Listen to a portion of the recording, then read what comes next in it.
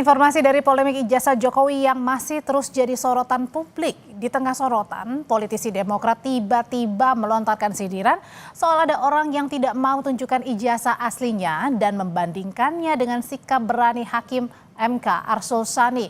Lalu adakah muatan politis di balik sindiran Partai Demokrat itu? Nah, ini yang pakai jilbab istri saya. Hakim MK dituduh ijazah palsu. Tapi hebatnya dia tampil di depan, tunjuk itu ijazahnya yang asli.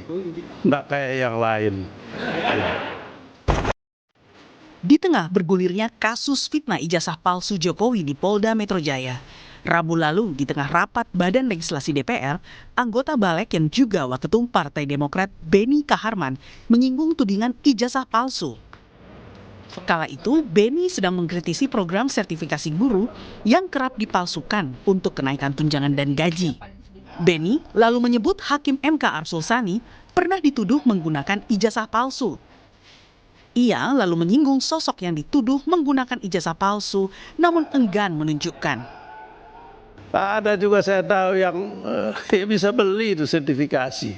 Mungkin ada yang palsu lagi. Palsu. Ya kalau itu sih ijazah aja palsu ya, apalagi sertifikasi. Teman saya, Pak Menteri, Hakim MK dituduh ijazah palsu. Iya, sahabat baik saya Pak Arsul Sani. Tapi hebatnya dia tampil di depan, tunjuk itu ijazahnya yang asli. Nggak kayak yang lain. Menanggapi sindiran Beni Kaharman dalam rapat Balek DPR, anggota Majelis Tinggi Partai Demokrat Syarif Hasan membantah jika Waketum Demokrat Beni Kaharman secara langsung menyindir Jokowi dalam kasus tudingan ijazah palsu. Menurut Syarif, pernyataan Beni merupakan bentuk fungsi dan tanggung jawabnya sebagai anggota DPR dari fraksi Demokrat.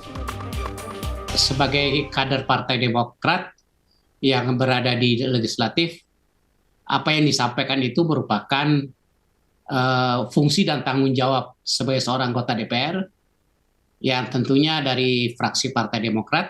Secara tidak langsung bukan Pak Jokowi, tetapi itulah apa yang disampaikan itu yang dilakukan oleh Pak Arsul Sani itu merupakan contoh apabila terjadi diskursus di masyarakat, dan itu adalah merupakan hal yang terbaik untuk dilakukan.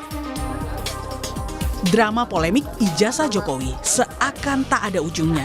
Selain para tersangka yakni Roy Suryo CS sudah berstatus cekal, ada pula kubu Bon Jovi yang masih berupaya menemukan bukti pendukung dugaan ijazah palsu Jokowi lewat sidang sengketa di Komisi Informasi Pusat. Tim Liputan Kompas TV.